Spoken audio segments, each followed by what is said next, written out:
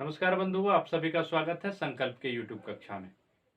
वैज्ञानिकों आधार पर माना गया है कि मनुष्य की उत्पत्ति आज से 2.5 लाख वर्ष पहले हो चुकी है।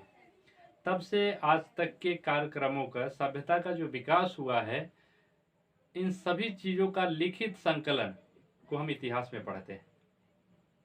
इतिहास को कम समय में जानने का प्रयास करेंगे, क्योंकि इतनी बृहद काल अवधि को कम समय में हम पढ़ने का प्रयास करने जा रहे हैं। तो देखेंगे, देखिए, सृष्टि के उत्पत्ति से लेकर वर्तमान सभ्यता के अध्ययन को इतिहास कहते हैं।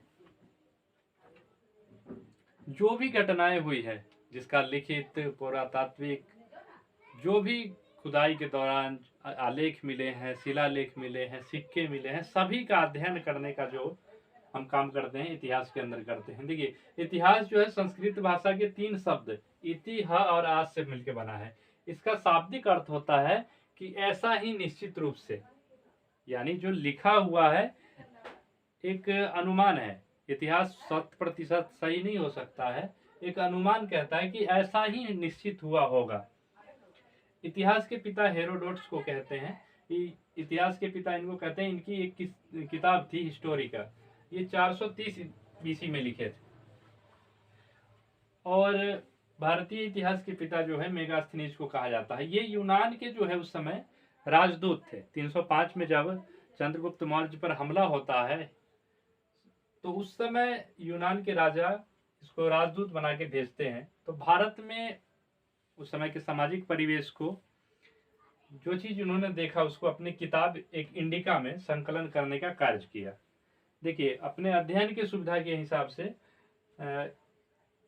इतिहास को 3 भागों में बांटा गया है।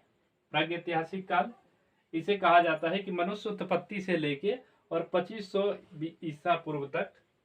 इसमें क्या है कि इसमें लिखी कोई भी अभी तक जो है आलेख उपलब्ध नहीं हुए, कोई भी लिखित साक्ष्य उपलब्ध नहीं हुए। इसलिए जो खुदाई में जो पुरातात्विक साक्ष्य मिलते हैं, उसी के आधार पर इसका अध्ययन किया गया है। आधे ऐतिहासिक काल, इसकी अवधि मानी जाती है 2500 ईसा पूर्व से 600 ईसा पूर्व तक। और इसमें लेख तो उपलब्ध है, लेकिन पढ़ा नहीं जा सका है। और जब पढ़ा नहीं जा सका है, बहुत सारे, जैसे हड़प्पा संस्कृति के अंदर काफी लेख मिले हैं, लेकिन उसे पढ़ा नहीं जा सका है। तो अपना तीसरा जो हम पढ़ते हैं, ये है ऐतिहासिक काल। और ऐतिहासिक काल की अवधि जो है 600 ईसा पूर्व से लेकर 1947 तक। भारतीय इतिहास को जो है अध्ययन की सुविधा से 3 वर्गों में विभाजित किया जाता है। एक वर्ग, इसको एक बार आप देख लीजिए, फिर मैं लिख दे रहा हूं साइड में। एक वर्ग जो है जिसे प्राचीन इतिहास कहते हैं, फिर मध्यकालीन इतिहास कहते हैं, और आधुनिक भारत कहते हैं। तो ये 3 भागों में विभाजित है। प्राचीन काल में हम देखेंगे मनुष्य उत्पत्ति से लेके 647 ईसा पूर्व तक। मध्यकालीन भारत में हम पढ़ते हैं 647 से 1707 तक।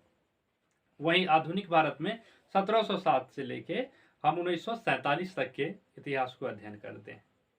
तो पहले एक बार आप इसे देख लीजिए, फिर मैं इसे मिटा के वो लिखता हूं।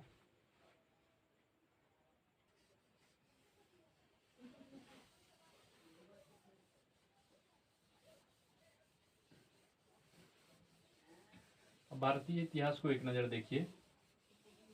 अध्ययन की सुविधा के अनुसार इसे 3 वर्गों में बांटा जाता है।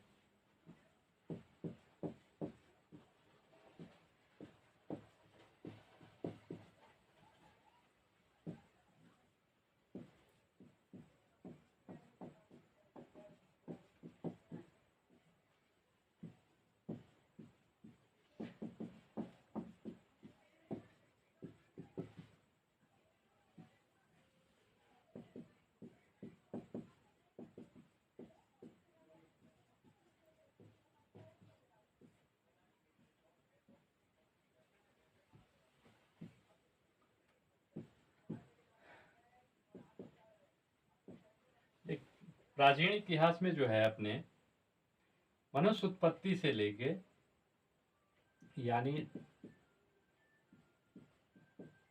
2.5 लाख वर्ष से लेके 600 ईसा पूर्व तक अध्ययन करते हैं। वहीं इसमें जो अध्ययन करना है 647 तक करते हैं ना, इसमें 647 तक का इसका अध्ययन होता है। 647 तक,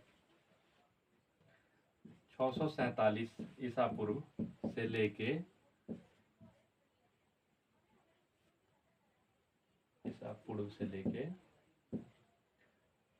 1707 तक, और इसमें जो अध्ययन करेंगे हम 1707 से लेके 1947 तक। तो इसकी काल अवधि है और इसी के बीच का अध्ययन हम करेंगे।